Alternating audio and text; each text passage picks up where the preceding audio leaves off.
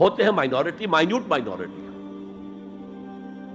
لیکن ان کا اور پوری قوم کا جو باہمی رشتہ ہے وہ کیا ہے؟ جیسے یہ دماغ اور پورا جسم. میری ٹانگیں مجھے لے کر چل سکتی ہیں، دوڑ سکتی ہیں، اگرچہ اب میں دوڑ نہیں سکتا گھٹنوں کے آپریشن کے بعد، لیکن بہرحال دوڑا بھی کرتا تھا. لیکن کدھر جانا ہے اس کا فیصلہ یہاں ہوتا ہے. یہ صلاحیت ٹانگوں میں نہیں ہے. ہاں یہاں سے فیصلہ ہو، دوڑو، دوڑیں گے. ہاتھ پکڑ سکتا ہے کسی چیز کو، کس کو پکڑے کس کو نہ پکڑے. ہو سکتا ہے کہ آپ نے ہاتھ بڑھا بھی دیا ہو، کسی کو لکڑی سوکھی سمجھ کر آپ جو ہے جنگل کے اندر سے ایندھن جمع کر رہے ہیں، اچانک آنکھ نے دیکھا وہ تو حرکت کر رہی ہے، فوراً اطلاع گئی، ارے یہ تو سانپ معلوم ہوتا ہے، یہاں سے حکم آیا ہاتھ کھینچ لو، فوراً کھینچ لیا. تو کنٹرول تو یہ کر رہا ہے نا. ماسز کسی معاشرے کی نہ ڈائریکشن معین کر سکتے ہیں، نہ اس کی ڈیسٹینیشن کا فیصلہ کر سکتے ہیں. یہ اس کا انٹیلیجنسیا ہے، یہ اس کا برین ٹرسٹ ہے، یہ اس کا انٹلیکچوئل ایلیٹ ہے. لہذا اس نظریاتی تصادم میں بھی پرائرٹی نمبر 1 وہ طبقہ ہے. اگر وہ آپ کے نظریات کے قائل نہیں ہوں گے، حامل نہیں ہوں گے، there can be no collective change in this society. افراد کچھ مل جائیں گے آپ کو، افراد کے اندر ہوتے ہیں جو قبول کر لیتے بس، لیکن معاشرہ ان کے کنٹرول میں. اور اس سطح کے لوگوں کو دعوت دینا، تبلیغ کرنا آسان کام نہیں. آپ کو دلیل سے بات کرنی ہوگی، آپ کو ان کے نظریات کا تجزیہ کرنا ہوگا، اس میں کتنا حصہ غلط ہے، کتنا صحیح ہے.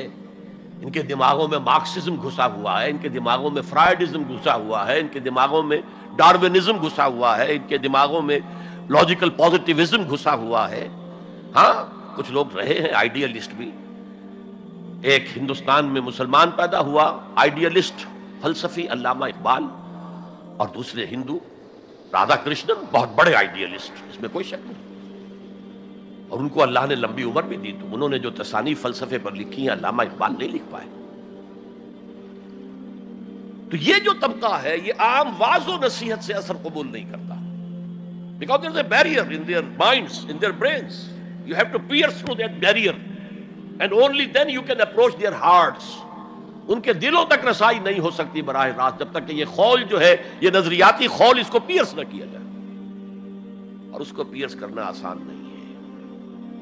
وہ ذہین نوجوان، فترین نوجوان، اعلیٰ صلاحیتوں والے نوجوان اپنی پوری زندگی اسی کام کے لیے وقف کریں کہ ایک طرف ان جدید علوم و نظریات کو گہرائی میں اتر کر پڑھنا ہے اور سمجھنا ہے.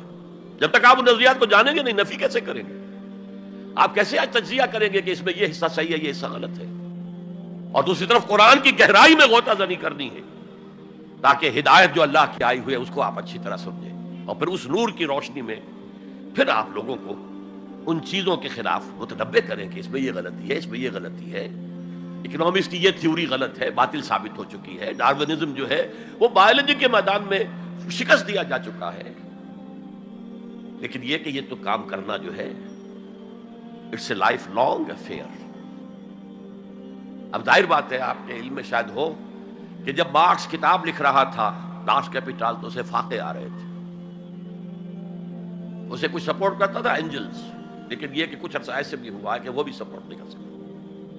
لیکن پھر اس کی کتاب نے دنیا کو پوزیس کیا ہے، اس کے فلسفے نے لوگوں کو اپنی گرفت میں لیا ہے، تبھی تو پھر انقلاب برپا ہوا. اسی طریقے سے جب تک کہ کچھ نوجوان اسے اپنا پوری زندگی کا کیریئر نہیں بنائیں گے، اس کا کوئی امکان نہیں ہے کہ اس طبقے میں آپ کوئی ڈینٹ بھی ڈال سکے. اور اگر یہ نہیں ہوگا تو society as a whole, the state as a whole will never accept any change.